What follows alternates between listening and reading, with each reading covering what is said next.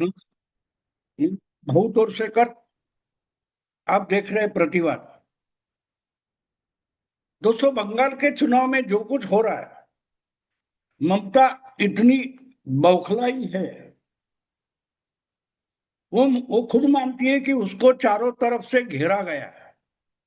और इसका कारण सिर्फ एक है, दिल्ली में बैठे बीजेपी को जो चाणक्य है, अमित शाह हो या और कोई हो, बीजेपी की रणनीति बनाने वाले हो और उनका साथ देने वाले चुनाव आयोग पर भी लगातार ममता आरोप कर रही है। लेकिन आज तक ममता ये समझ नहीं पाई है कि उसको घेरने में सबसे बड़ा घाव कहां दिया गया। ममता ये नहीं समझ पा रही। शायद एक डेढ़ महीने पहले की बात है, आपको याद होगा, एक बड़ा बवाल न्यूज मीडिया में खड़ा हो गया था। वो बवाल था आईपैक का। आईपैक नाम की एक कंपनी है, जो कंपनी किसी भी पार्टी को चुनाव के बारे में रणनीति बना कर देती है, उसका प्रबंधन, उसकी मैनेजमेंट, उसका एजेंडा, उसका प्रचार तंत्र बना के देती है। ऐसी कंपनी है जो प्रशांत किशोर ने स्थापित की थी 2014 के बाद। 2014 में मोदी जी क्लियर मेजोरिटी से, सिंगल पार्टी मेजोरिटी से लोकसभा जीत गए।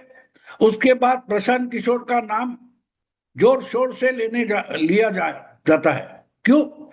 क्योंकि ये माना जाता है कि 8 लोकसभा चुनाव के बाद अगर कोई सिंगल पार्टी या सिंगल गठबंधन क्लियर मेजोरिटी चुनाव में जीत गया है 1984 के बाद, तो वो 2014 यानी 30 साल बाद बीजेपी जीत गई है और सिंगल पार्टी जीत गई। वैसे तो कांग्रेस छोड़कर कभी किसी सिंगल पार्टी को मेजोरिटी नहीं मिली है भारत के चुनाव के इतिहास में। लेकिन ऐसा 2014 में हो गया।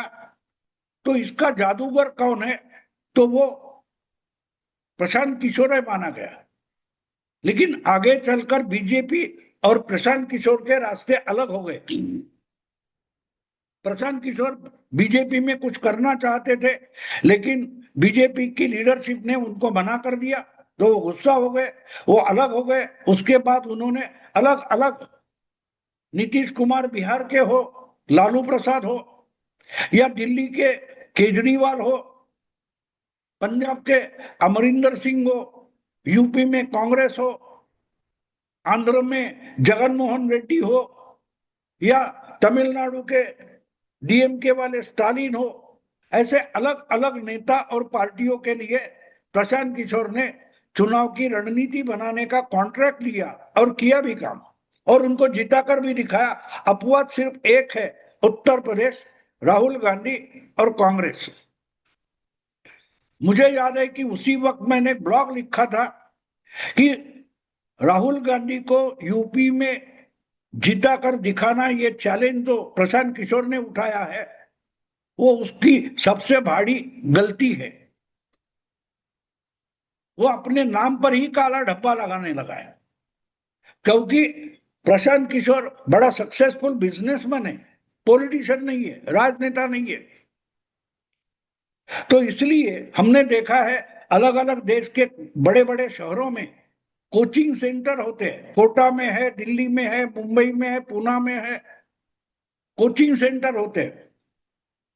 जो बच्चे आगे चलकर कॉम्पिटिटिव परीक्षा में जाना चाहते हैं, स्पर्धा परीक्षा में जाना चाहते हैं, उनको परीक्षा के लिए तैयार करना और उनको मेरिट लिस्ट में लाना, यही काम ऐसे कोचिंग सेंटर ने अपना बिजनेस बनाया। गलत कुछ नहीं है, जिनको जरूरी है वो तो जाएंगे। ऐसे जो कोचिंग सेंटर होते हैं, वहां जाने वाला हर बच्चा कभी मेरिट लिस्ट में नहीं आता। एक बात होती है, जो जीत कर आता है उसकी चर्चा बहुत होती है, उसकी एडवर्टाइज होती है, इश्तेहार निकाले जाते हैं। लेकिन उसी कोचिंग सेंटर में समझो 500 लड़के बच्चे गए हैं और उसमें से 10-11 अगर मेरिट लिस्ट में आ जाते हैं, तो उनकी तो कोचिंग सेंटर एडवर्टाइज करेगा कि देखो, हमारे कोचिंग के कारण ये तो मेरिट लिस्ट में आ गए। लेकिन जो 10-12 बच्चों की एडवर्टाइज की जाती है, उनको छोड़कर 400-500 बच्चे उसी कोचिंग सेंटर से निकलते हैं, लेकिन उनका नाम तक कोचिंग सेंटर लेता नहीं है। क्यों नहीं लेता? कि वो अपनी हार जो होती है,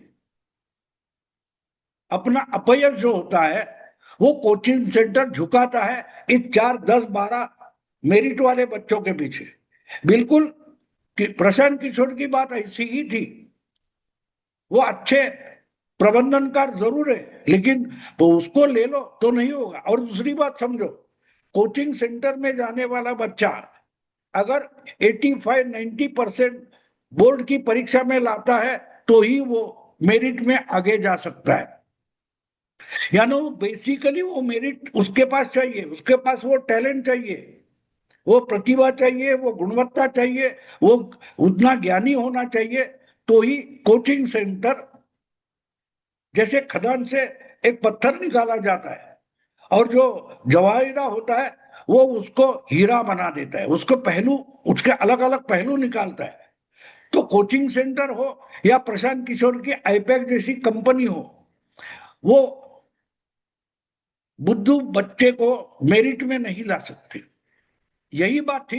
इसलिए राहुल गांधी, जिनके पास उत्तर प्रदेश में पार्टी का कोई संगठन है ही नहीं, ऐसे राहुल गांधी को यूपी जिता कर देना प्रशांत किशोर के लिए मुश्किल था।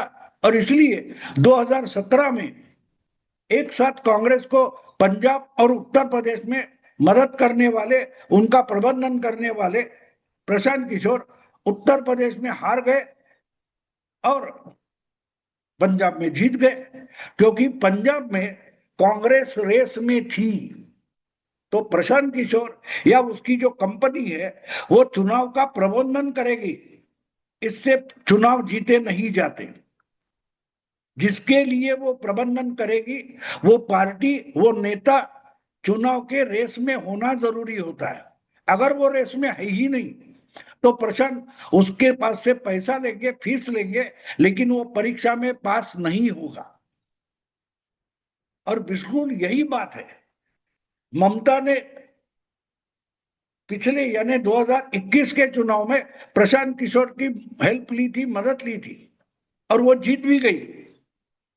लेकिन उसके बाद प्रशांत किशोर ने तय किया था कि वो अब आईपैक छोड़ेगा और बिहार में खुद की पार्टी बनाएगा।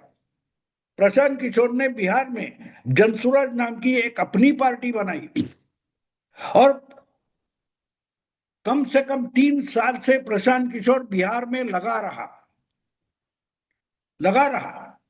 लेकिन एक बात आप समझ लो, प्रशांत किशोर के पास पार्टी संगठन के तौर पर, जिसको चुनावी मैदान में, चुनाव की लड़ाई में जिसको टैलेंट कहा जाता है, वो टैलेंट का मतलब पार्टी या किसी भी दल का संगठन होता है। प्रशांत किशोर के पास बिहार के चुनाव में उतरने से पहले संगठन यानी टैलेंट जीरो था। वो 3 साल पूरे बिहार में गांधी की तस्वीर लगाकर प्रचार करते रहे, पदयात्रा करते रहे, हजारों मील की पदयात्रा की, सैकड़ों गांव में रात को उन्होंने डेरा डाला, लोगों से बात की। और जब चुनाव आ गया, 2024 का चुनाव आ गया, तब प्रशांत किशोर ने लोकसभा का चुनाव लड़ने से साफ साफ इनकार किया कि अभी हमारी तैयारी नहीं और हम सिर्फ बिहार के लिए राजनीति कर रहे। तो बिहार का जो विधानसभा चुनाव होगा तब आपको चमत्कार दिखाई देगा। 2025 के विधानसभा चुनाव के बाद नीतीश कुमार बिहार के मुख्यमंत्री नहीं रहेंगे, ये प्रशांत किशोर छाती ठोक कर बोल रहा था। लेकिन हुआ क्या? कुछ भी नहीं। प्रशांत किशोर की पार्टी लड़ी, अकेले लड़ी, बहुत सारे कैंडिडेट उन्होंने खड़े किए, खुद प्रशांत किशोर चुनाव नहीं लड़े। कहा जाता था 3-3 जगह से लड़ेंगे, लेकिन एक जगह से भी नहीं लड़े और ना एक सीट जीत पाए। ये क्यों हुआ? क्योंकि प्रशांत किशोर चालाक है, वो पहलू दे सकता है लेकिन हीरा नहीं बन सकता। जैसे जवाहिर होता है, जवाहिरा कोई होता है, वो खुद हीरा नहीं बन सकता, हीरा बनाता है और बेचता है। तो इसी कारण आज अगर ममता 2021 के बाद आहिस्ते आहिस्ते प्रशांत किशोर के चंगुल में इतनी फंसती गई कि प्रशांत किशोर की जो आईपैक कंपनी थी उसका मुख्यालय ऑफिस उन्होंने कोलकाता में ही बनाया था। और जब ममता आहिस्ता आहिस्ते अपने भतीजे अभिषेक बैनर्जी को बंगाल का मुख्यमंत्री बनाना चाहती थी, इसके लिए अभिषेक बैनर्जी और आईपैक ये कंपनी इनका एक गठबंधन हो गया था। और देखते देखते पूरी तृणमूल कांग्रेस पर आईपैक का कब्जा हो गया। दिखाई ये देता था कि अभिषेक बैनर्जी ने ममता की पार्टी का कब्जा किया है, लेकिन कब्जा किसका था? कब्जा आईपैक का था। और इससे बहुत सारे तृणमूल कांग्रेस के सीनियर लीडर्स, बड़े नेता नाराज थे। उनकी आवाज पार्टी में कोई सुनता नहीं था, ममता को टाइम नहीं था। और अभिषेक बैनर्जी अपनी नई टीम बनाने में जुटा था। और इसलिए देखते देखते पिछले 5 सालों में पूरी की पूरी तृणमूल कांग्रेस की जो ऑर्गेनाइजेशन थी, संगठन था, वो आहिस्ते आहिस्ते अभिषेक बैनर्जी और आईपैक के लिए उनकी जायदाद बन गई, उनकी जायदाद बनी। और पूरा का पूरा धनतंत्र था, पैसे का जो लेन देन था वो आईपैक के पास चला गया। और इसलिए जब बंगाल का चुनाव अभी नजदीक आने वाला था, पिछले 6-7 महीने से बीजेपी और बीजेपी के चाणक्य अमित शाह बंगाल के लिए अपनी नजर गड़ाए बैठे थे कि क्या रणनीति है कि हम बंगाल में ममता दीदी को हरा सकते हैं, किस तरीके से हरा सकते हैं।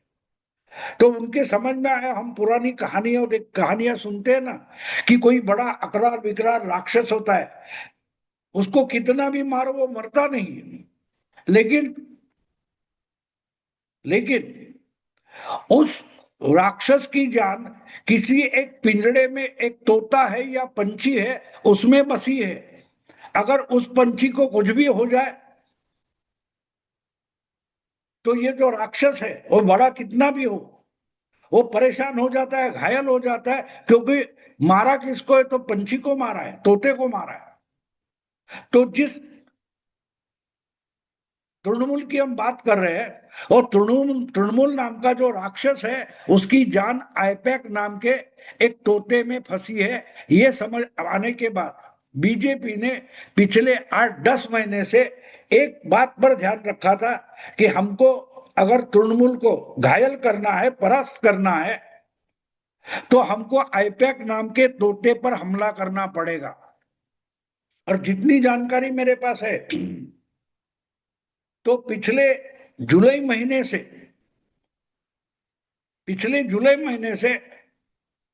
सेंट्रल गवर्नमेंट की जो जांच एजेंसी है, जिसमें आईडी, ईडी, ये सीबीआई वगैरह आता है, वो लोग पिछले जुलाई महीने से आईपैक पे पीछे पड़े थे। आईपैक को घायल कर दो, तृणमूल का राक्षस देखते देखते गिर जाएगा। ये बीजेपी की और सेंट्रल गवर्नमेंट की, या मानो अमित शाह की रणनीति थी।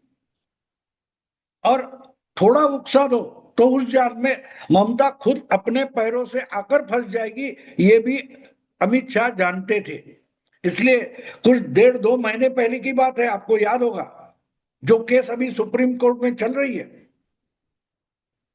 अचानक एक दिन आईपैक नाम की एक प्राइवेट कंपनी है, वो कोई पॉलिटिकल पार्टी का दफ्तर नहीं है, ऐसे आईपैक नाम की कंपनी में ईडी ने छापा मारा था। ईडी की टीम गई और छापा मारा, तो उनको रोकने के लिए ममता दीदी मुख्यमंत्री बंगाल, उनके डीआईजी जो पुलिस, पूरे बंगाल के पुलिस इंचार्ज है, कोलकाता के पुलिस कमिश्नर है, वो सब लोगों को लेकर ममता आईपैक के दफ्तर में पहुंची, जो एक प्राइवेट कंपनी है, बिजनेस कंपनी है, ना कि पॉलिटिकल पार्टी का दफ्तर है। और वहां जो सबूत ढूंढ रहे थे ईडी के लोग, उनके साथ धक्का मुक्की हो गई। वहां से कुछ फाइलें उठाकर ममता दीदी, कैमरा के सामने आपने देखा होगा, वो हरी फाइल उठाकर ममता दीदी बाहर निकली। ये कैमरे में पकड़ा गया, जकड़ा गया, क्योंकि आईपैक ही तृणमूल के सारे चुनाव बंधन की जो रणनीति है उसका तोता है, और उस पर ही छापा मारा गया, यानी आईपैक को घायल किया गया। एक बात है, जो फाइलें ममता दीदी लेकर गई उसके और कई सबूत नहीं हो गए, ऐसा बिल्कुल नहीं हो सकता। और ममता भी खुद बोलती है कि आईपैक ही हमारी रणनीति थी, आईपैक ही हमारा चुनाव प्रबंधन था। अगर उस पर हमला हुआ है तो पार्टी पर हमला हुआ है, इसलिए मैं गई, वगैरह वगैरह वगैरह। लेकिन लीगली, कानून की तौर पर आईपैक एक प्राइवेट कंपनी है, और उसको मनी लॉन्ड्रिंग के लिए अगर ईडी उसकी जांच कर रही थी तो उसमें हस्तक्षेप करना, ये ममता और मुख्यमंत्री बंगाल का एक बड़ा गुनाह था। उसका मामला सुप्रीम कोर्ट में चल रहा है। और एक बात है, पार्टी का पूरा पैसा, धनबल जो है, वो आईपैक उसको मैनेज करती थी। तृणमूल ने गोवा में चुनाव लड़ा तो उसके लिए कोलकाता से पणजी, गोवा में जो पैसे हवाला से भेजे गए, उसी को तो मनी लॉन्ड्रिंग बोलते हैं। उसी के आधार पर आज चुनाव के 2-3 महीने, 4 महीने पहले आईपैक पर छापामारी हो गई है। तो आईपैक पर जो छापा हुआ, वो तृणमूल के लिए, विधानसभा के लिए सबसे बड़ा घाव था। और आईपैक के जब छापामारी होती है तो उसके बाद उनके सारे के सारे बैंक अकाउंट वगैरह होते हैं, पैसे पकड़े जाते हैं, वो तो जब्त हो जाते हैं। तो ममता का धनबल और प्रबंधन दोनों पर बड़ा घाव हुआ है, और चुनाव के 2-3 महीने पहले। तो आपको पता चलेगा कि आईपैक के लिए ममता दौड़ दौड़कर पूरा पुलिस का फौज लेकर वहां क्यों पहुंची थी। और वहीं से बिहार के चुनाव के अंतिम क्षण शुरू हो गए हैं। इतना ही बोलकर आज रुकता हूं। अगर वीडियो पसंद है तो लाइक कीजिए, शेयर कीजिए, और प्रतिवाद को सब्सक्राइब कीजिए। नमस्कार।